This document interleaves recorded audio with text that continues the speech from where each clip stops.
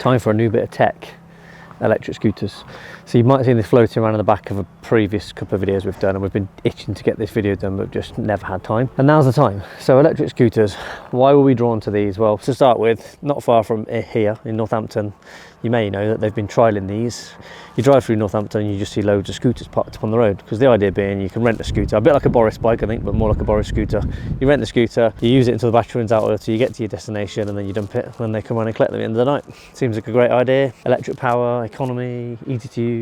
And I just got thinking, well, that really suits the camper market. So currently, as you probably know, these things aren't legal to use on the road, although we have very good information from very important people that that's changing soon, and they're going to be perfectly legal to use on public roads. By the time this video comes out, they may even already be legal on public roads. But anyway, that aside, you've got a camper van, you're into camping. What better way to get around the campsite than on an electric scooter? Reason being, they fold up neat, they can pack in the vehicle, they can go on bike racks. There's loads of different ways to carry these around with you, and a couple of things we've done or designed to work with this we'll show you shortly. You're on the campsite, you're on it to the shops. I've done it myself. You need to take a bike with you, you can do that, but how easy would it be just to jump on a scooter, press the button and off you go? With being in a campsite with electric hookups, you can charge them on the go, you can use portable power packs. These have got a good amount of charge anyway, which we'll go through later on in the video. It just seemed ideal, just seemed to suit the purpose of the whole camper scene really well, from far as I can see. We set about the task of trying out what we thought was the scooter that was most suited to this industry, or to us. The one that we thought was, there's loads of them out there. You go on eBay, there's loads of different options, but they're all very generic. They're all just rebranded scooters that are the same, and we wanted to try and find something that was a bit more unique and a bit more suited to purpose, and that was not going to let people down, because if we're selling them, we want them to be right. And that's how we came up with this, or got in contact with these guys. So they're actually a local company, they're only in Warwickshire, but this is the e-scooter, or S-scooter, not quite sure how you pronounce it, and this is the brand new version. This is the KS450. They've done a few previous versions. You probably would have seen these guys other products, because if you've ever seen a Just Eat electric bike, it's this manufacturer that makes them. They supply the whole of Just Eat in the town areas where they go around on those electric moped things, like pedal assisted bikes. They look very much like an electric. We'll put a picture up. But anyway, that's made by these guys at e-scooter.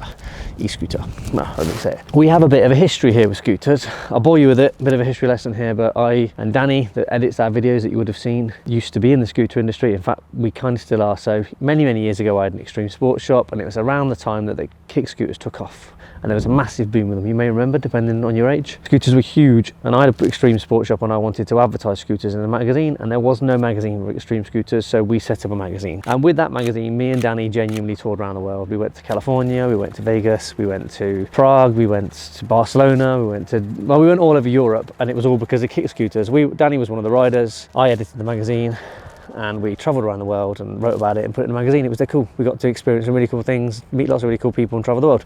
So we kind of already had a connection with scooters. Having Danny was really helpful when it came to finding the right scooter. Not only is he a great guy, but Danny already has his own scooter brand. So back from then, Danny carried on in the scooter industry and set up his own scooter brand called Supremacy, which we distribute from here. So Danny was really good to bring on board to advise us on what he thought worked. So we got him to go out and ride one of these at a skate park. So first of all, here's some clips of what Danny does on a normal scooter.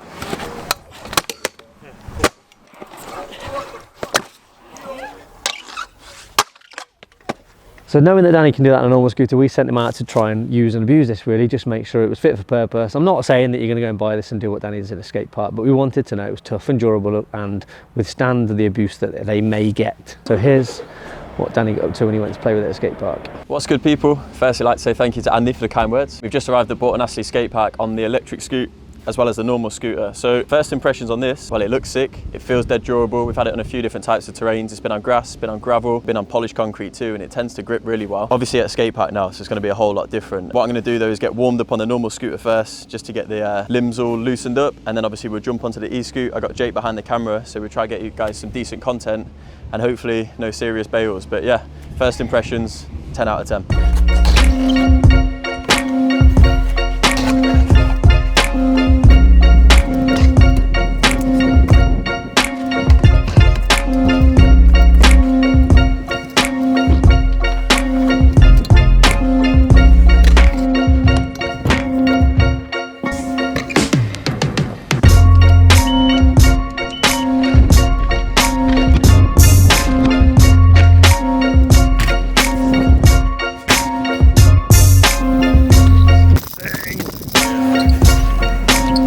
Okay guys, so overall impression of this scooter, is actually class. Like, I did not expect it to handle a skate park as well as it did. The battery life's incredible, like it's still got full bars, and we're skirting around for about maybe 45 minutes. The actual grip on the wheels was decent. Obviously the surface here, like the actual tarmac, is grippy, and then on the ramps it was a little bit slippier. But again, like the weight, I'm so used to heavy electric scooters just commuting around cities, that on this it felt a lot more agile to basically just maneuver. So I'm a big fan of that. The acceleration's class. I was in sports mode for most part. Again, I was using the transition to obviously generate the pace, and it felt super similar, to be fair. Slight bit of head tube movement was obviously a little bit concerning. Some of the transitions were quite steep, and obviously if I landed a bit flat, it felt super jank. Like there was movement there, but I don't expect people to buy this, take it to a skate park, because one, you're gonna do the locals head in if you're flying around, and two, it isn't made for it. If I turn it on right now, battery life's incredible.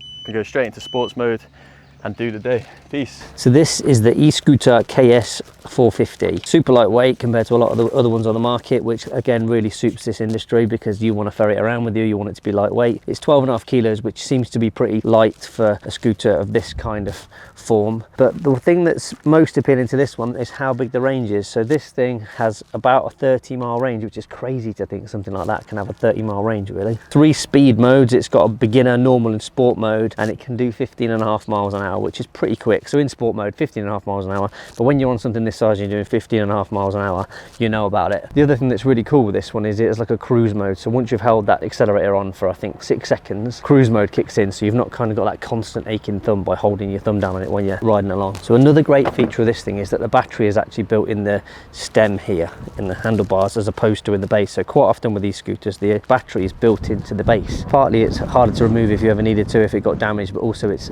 susceptible to damage because the battery's in there on the area that's likely to get hit and knocked. Whereas on this one, the battery is in this tube here. So the beauty of that is you can pop the cover off, you can pop the battery out, you can have a spare battery, you can charge the battery while it's in situ in this little charging port just here, or if you want to, you can pop the battery out of here and then you can just plug it into your mains charge or your portable power pack or whatever it is you have in your vehicle, or plug it into your van. So charge time quicker than I think any of the other one we could see on the market. So they'll charge between 3 to 6 hours depending on how much charge is in it when you go to charge it for the first time, but that's pretty quick. You know, you can buy a spare battery for it, or you can, if you're using it for camping and you've used your 30 miles of range, you can plug it into your electric hookup and just top that back up again. But 3 to 6 hours is the quickest we've seen, I think, on the market of anything this type. You'll see it has this little release clip here. You release that, fold it down, and then the handlebars click into the rear brake there, and that holds it nice and tight so you can just carry it around. And the other thing we've done for this is, so while you're traveling along with it, you can store it in the back of the van obviously, but we've also designed a little 3D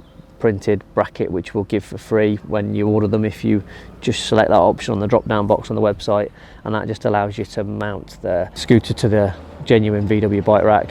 When I travelled with this the other day, that's all I did. I put it on the bike rack, strapped one of the genuine OEM straps that come with the bike rack around the wheel to hold it in place, and then used the mounts to hold it to the bike rack, as you'll see here. Because you've got a front brake here, you've got a rear brake. Not that I've ever found you've needed to use the rear brake. The front's absolutely fine for the job. It tends to slow down pretty quickly anyway if you take your finger off the accelerator. It seems to be really quick and nimble. Grips are really efficient and really good.